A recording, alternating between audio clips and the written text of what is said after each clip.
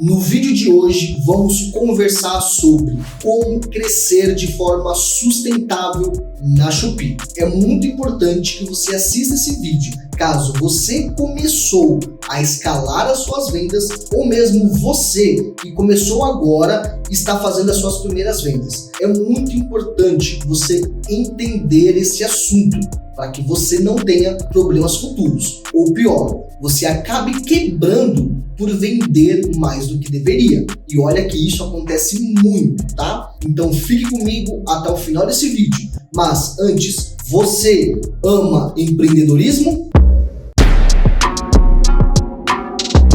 Olá, meus empreendedores, tudo bem com vocês? Meu nome é Cauê Oliveira e sejam todos bem-vindos. Antes de mais nada, eu gostaria de convidá-lo a fazer parte lá do meu grupo do WhatsApp, onde de tempos em tempos eu abro para interação, peço sugestão de temas e tiro dúvidas. Caso você queira participar, o link está no primeiro comentário fixado. Agora, sem mais delongas, vamos lá. Algumas semanas atrás, eu trouxe um tema muito parecido com esse. Na verdade, o tema de hoje, ele basicamente é uma atualização ou uma melhoria do tema que falamos algumas semanas atrás. E se você pretende vender na Shopee ou já começou a vender ou está escalando as vendas, de verdade, é muito importante que você assista esse vídeo, porque de fato, por incrível que pareça, por falta de organização, por falta de controle financeiro,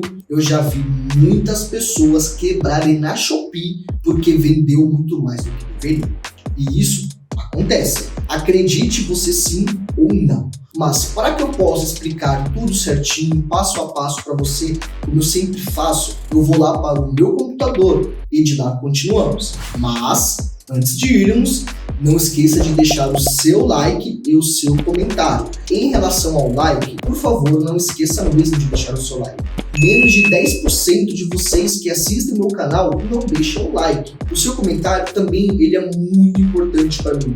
Quando eu recebo um comentário, quando eu vejo um like, vocês não têm noção do quanto isso me motiva, de verdade mesmo. Então, me fortalecem, por favor.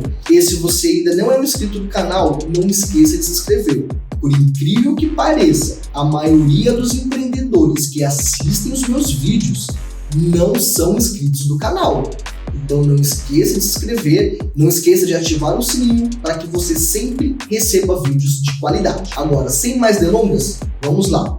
Eu já estou aqui no meu computador e agora vamos dar continuidade à nossa aula. Antes de eu ensinar a você, passo a passo, como você organizar a sua empresa na questão de absorver os pedidos, ou mesmo deixar a sua empresa sustentável para que ela cresça bem organizada, eu preciso passar um ponto muito importante. E esse ponto é o seguinte: é muito importante que você seja um vendedor indicado, porque quando você é um vendedor indicado, você tem o benefício do antecipa da Shopee. Calma que você já vai entender. A antecipação da Shopee, ela tem a sua taxa de 1,5% ao mês. Todo mundo já sabe. Então, toda vez que você fizer um saque, a Shopee ela vai cobrar 1,5% daquele valor. E todo marketplace que dá esse benefício para o vendedor também cobra pela antecipação. Então, isso não é algo específico da Shopee. O Mercado Livre também cobra por antecipação, enfim, outros marketplaces também. Ao meu ver, a antecipação da Shopee não deva ser algo que seja frequente, que seja recorrente. A antecipação da Shopee ela tem que ser uma carta na manga, quando você precisa de fato daquela antecipação. Então, o que eu vou ensinar aqui é uma maneira de você crescer organizadamente, que você não dependa do Shopee Antecipa. Mas, durante esse processo, algumas vezes você pode precisar. Então, ao invés de você ir no banco, pedir emprestado para algum parente ou agiota, ou vender algum bem material que você tem, porque conheço vendedores que fizeram isso, inclusive alunos aqui do treinamento teve que vender o carro para fazer isso. Então você pode, ao invés de fazer isso, você pode utilizar o antecipo. Mas entenda que vamos trabalhar de uma maneira que não precisamos depender do antecipa. Ele fica como uma carta na manga, tá? Se você é um dos vendedores que todos os dias depende do antecipa, você precisa se organizar para que isso não aconteça. Mas fique tranquilo que é normal. Quando eu comecei, eu também dependia muito do antecipa. Lá no Mercado Livre, nos meus primeiros anos, todos os dias eu dependia do antecipa. Todos os dias eu precisava antecipar o dinheiro para que o meu giro de caixa não fosse prejudicado. E aí, com muita organização, fazendo as coisas certinhas, dando tempo ao tempo, o meu lucro ele começou a voltar para o meu caixa, partes do meu lucro voltou a voltar para o caixa, o meu caixa ele foi engordando, ele foi crescendo e eu parei de utilizar o antecipa. Só que eu parei definitivamente? Não, porque por mais que a gente controle, por mais que a gente organize, algumas vezes pode acontecer de ter um boom de vendas, né? Ter um pico de vendas fora do normal. E aí que tem a carta na manga.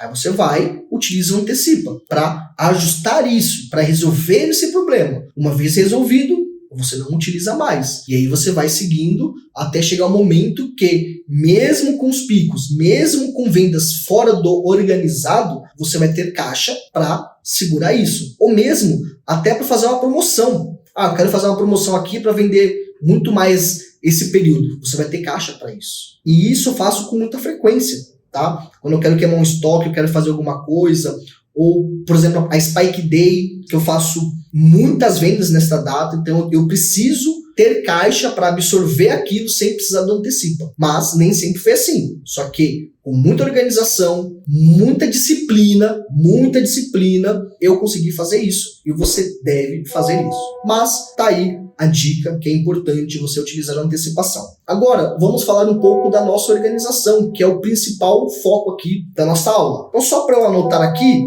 a gente conversou sobre o antecipa da Shopee, né? E agora vamos falar sobre a organização. Quando a gente fala de organização, o primeiro ponto que a gente precisa entender é que a maior parte do nosso lucro, tá? A maior parte do nosso lucro precisa voltar para a empresa. Então, ou seja, você lucrou 10 mil este mês. Seu lucro líquido, tá? Seu lucro líquido, 10 mil. Boa parte, a maior parte, tá? Vamos dizer assim, pelo menos metade desse valor precisa voltar para sua empresa. Precisa voltar para sua empresa, para que você comece a engordar o seu caixa. E aí que muitos erros são cometidos. As pessoas começam a ganhar dinheiro na Shopee e aí já quer mudar de vida, já quer mudar o patamar, já quer comprar um carro novo ou mesmo trocar um carro, já quer fazer uma viagem, já quer fazer aquilo. Então, muitos fazem isso. Lucrou 10 mil líquido, pega 8 mil como salário e deixa 2 como reserva. Você vai conseguir chegar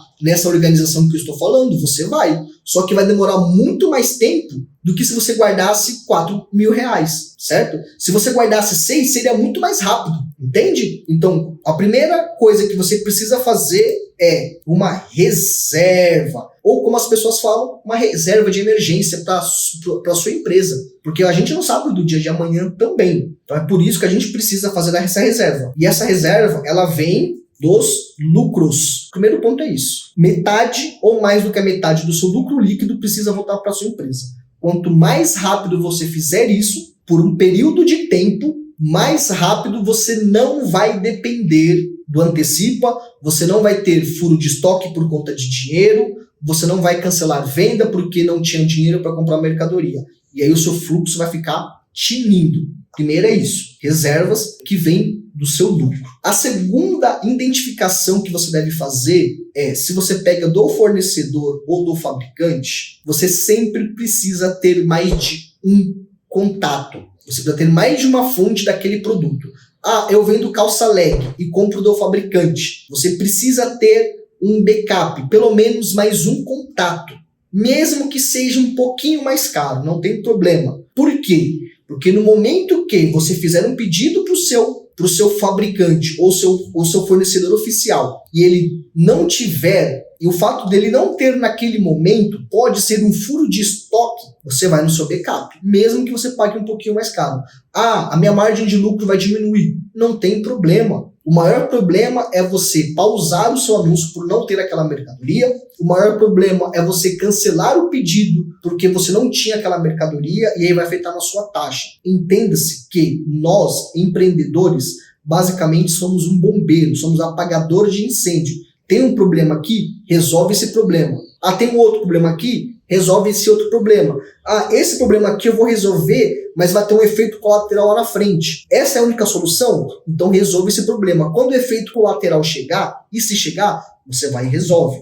Então, você precisa ter mais de 2 fabricantes ou fornecedores do mesmo produto. Reserva, através do seu lucro, 2 fabricantes ou fornecedores do mesmo produto, você já vai minimizar mais do que 30% de furo de estoque, de possíveis cancelamentos. Agora, para contextualizar um pouco rápido, eu vou abordar aqui algo que eu abordei no vídeo anterior e faz algumas semanas. Então, para não ser muito repetitivo, se você quer, depois desse vídeo, assistir ele completo, o card vai aparecer aqui em cima e o link aqui na descrição.